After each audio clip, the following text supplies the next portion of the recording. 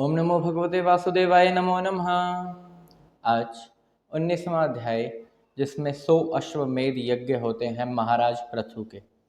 महाराज पृथु दीक्षा लेते हैं कि वह 100 अश्वमेध यज्ञ करेंगे, लेकिन यह बात इंद्र भगवान को पसंद नहीं आती।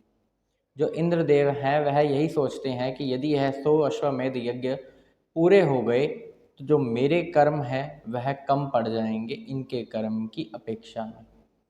इनके कर्म ज़्यादा हो जाएंगे, जिससे कि इनका मान और सम्मान ज़्यादा बढ़ जाएगा और मेरे कर्म घट जाएंगे। तो यह देखकर महाराज पृथु 100 अश्वमेध यज्ञ करने वाले हैं, उन्होंने बहुत से विघ्न डालने के प्रयास किए।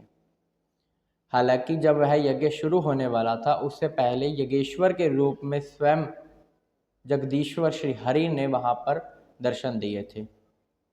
लेकिन जब यज्ञ हो रहे होते हैं तब वह इंद्र भगवान विघ्न डालते हैं। वह विघ्न तभी डलता है जब 99 यज्ञ पूरे हो चुके होते हैं। जो अंतिम यज्ञ होता है उसी के अंदर विघ्न डालते हैं इंद्र भगवान।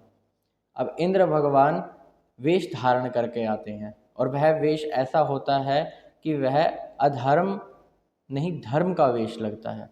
हालांकि यह जो कर्म है यह अधर्म है, लेकिन जो उन्होंने वेश धारण कर रखा है वह वेश ही ऐसा है कि उसमें जो कर्म किया जाएगा वह भी अधर्म नहीं, वह धर्म ही प्रतीत होगा।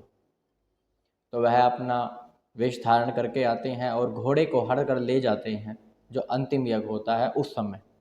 अब उन्होंने घोड़े को हर लिया और वो आकाश मार्ग से जाने लगते हैं। उसी समय जो अत्रि भगवान है वह उन्हें देख लेते हैं कि वह अश्वमेध यज्ञ का घोड़ा हर कर लेके जा रहे हैं, और पृथु के जो पुत्र हैं उनको बता देते हैं कि वह घोड़ा हर कर लेके जा रहे हैं।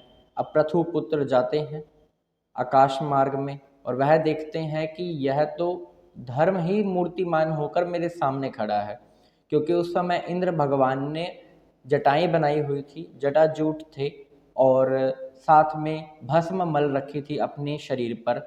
तो वह धर्म की तरह लग रहे थे, एक धर्म जैसे मूर्तिमान होकर खड़ा है। तो पृथु ने वहाँ पर बाण नहीं चलाया और वापस आ गए। लेकिन अत्रि के पास जब वापस आए तो उन्होंने कहा कि नहीं, तुम दोबारा जाओ। उसे दोबारा उत्साहित किया कि तुम दोबारा जाओ। तब वह दोबारा जाते हैं क्रोध में और उसके पीछे भागते हैं, इंद्र भगवान के पीछे भागते हैं और उन्हें घोड़े के लिए कहते हैं। इससे पहले ही वह अंतर्धान हो जाते हैं वहीं पर घोड़ा छोड़कर। अब घोड़े को लेकर वह वापस आते हैं और यूप में बांध देते हैं। यूप उस वह खंबे को कहा जाता है जिसमें घोड़ा बंधता है। तब ऋषियों द्वारा उनका एक नाम रखा जाता है, विजिताश्व। यह नाम तभी रखा है जो उन्होंने कार्य किया है कि वह घोड़ा वापस लाए हैं पृथु के पुत्र। उसके बाद इंद्र अभी नहीं रुके, वह तो दोबारा आते हैं, वह घोड़े को हर लेके जाते हैं, और इस बार तो सोने की जंजीर के समेत ही हर लेके जाते हैं। अब अत्रि ऋषि जो हैं वह उन्हें फिर देखते हैं। वह देखते हैं कि आकाश मार्ग से फिर से वह घोड़ा हर कर लेके जा रहे हैं। तो वह पृथु के पुत्र को फिर से बताते हैं कि घोड़ा फिर से हर कर लेके जाया जा रहा है। अब वह जाते हैं, अब वह देखते हैं कि उनके हाथ में कपाल और खटवांग है। यह देखकर फिर वह समझ जाते हैं कि यह तो मुझे भ्रम हुआ है, क्योंकि उनके जो इंद्र के वहाँ पर रूप थे, जो वह वेश बना रहे थे, वह पाप के खंड थे जिसे पाखंड बोला गया। और वह ऐसे ही लगते थे कि उस वेश के अंदर यदि कोई अधर्मी भी कितना हो, यदि वह धर्म लगता है तो हाँ, अधर्म नहीं लगेगा। यदि वह धर्म कर भी रहा हो तो भी वह एक बहुत ही धार्मिक इंसान लगता है। तो वहाँ से वो जो वेश धारण हुए वही मनुष्यों ने अपनाए थे, जो मंदबुद्धि मनुष्य थे उन्होंने अपनाए थे। पृथु पुत्र फिर से वापस आ जाते हैं, अत्रि ऋषि उसे फिर से उकसाते हैं, और वह क्रोध से फिर से वापस जाता है और इस प्रकार उसके पीछे पड़ जाता है जैसे जटायु रावण के पीछे पड़ गया था। इंद्र भगवान फिर से अंतर्धान हो गए, फिर गायब हो गए, वहीं घोड़ा छोड़ दिया। अब वह घोड़े को लेकर फिर वापस आ गए। ऐसे ऐसे करते उन्होंने और वेश धारण किए, जिसमें एक नगन है, एक रक्तांबर है और एक कापालिक है।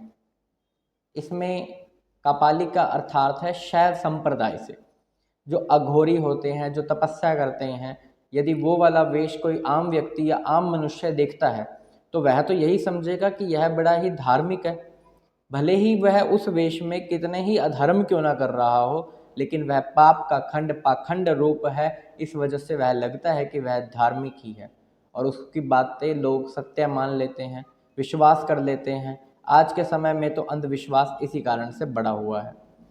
कोई भी अपने शरीर पर भस्म लगाकर अघोरी यदि बन जाए तो हम यही सोचेंगे कि यह तो बड़ा ही धार्मिक है, शैव संप्रदाय से है, शिव भक्त है, तो यह झूठ नहीं बोलेगा और धर्म के राह पर चलेगा, लेकिन मन मने हो सकता है कि वह अधर्मी हो। तो ऐसे ऐसे जो वेश धारण उन्होंने किए, और महाराज पृथु को जब इस बात का पता लगा कि इंद्र हमारे घोड़े हर कर लेके जा रहा है और यज्ञ पूर्ण नहीं होने दे रहा, 99 पे रुक गए हैं, तब उन्हें बहुत ही गुस्सा चढ़ता है और वह अपने बाण को चढ़ाते हैं धनुष पर और इंद्र की ओर मुंह करके वह छोड़ने ही वाले होते हैं कि इतने में ऋषि कहते हैं कि नहीं, आप ऐसा कार्य मत कीजिए, आप तो बहुत ही बुद्धिमान है, यह आपके लिए उचित नहीं है। प्रभु, आप इस प्रकार उनका वध मत कीजिए। हम उन्हें यज्ञ के द्वारा आह्वान करके स्तुति करके किसी प्रकार बुला लेते हैं और उनका वध कर देते हैं। यह सलाह उन्हें पसंद आती है और वह बाण नहीं चलाते।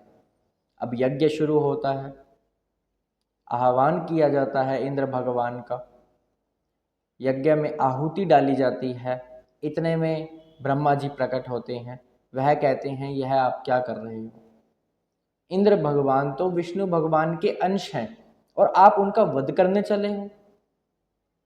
जिन देवताओं को आप आहुति देकर यह 100 अश्वमेध यज्ञ पूरे करने जा रहे थे, और उन्हीं देवताओं से उत्पत्ति किनसे हुई है उनकी? इंद्र भगवान से हुई है, और उन्हीं इंद्र भगवान को आप मारने जा रहे हो। तो वो किन देवताओं की आपने आराधना की है, किन की पूजा की है? जो इंद्र भगवान है वह भी अपनी जगह सही है, तो आप अपनी जो 99 यज्ञ हैं इन्हीं को रोक दीजिए।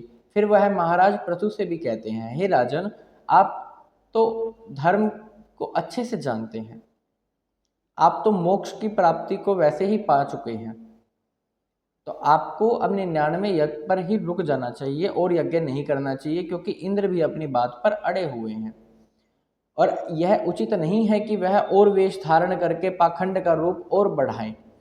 इससे आने वाला समय खतरे में पड़ सकता है, तो आप इसी पर रुक जाइए। तो पृथु जी को कहते हैं कि आप और यज्ञ मत कीजिए।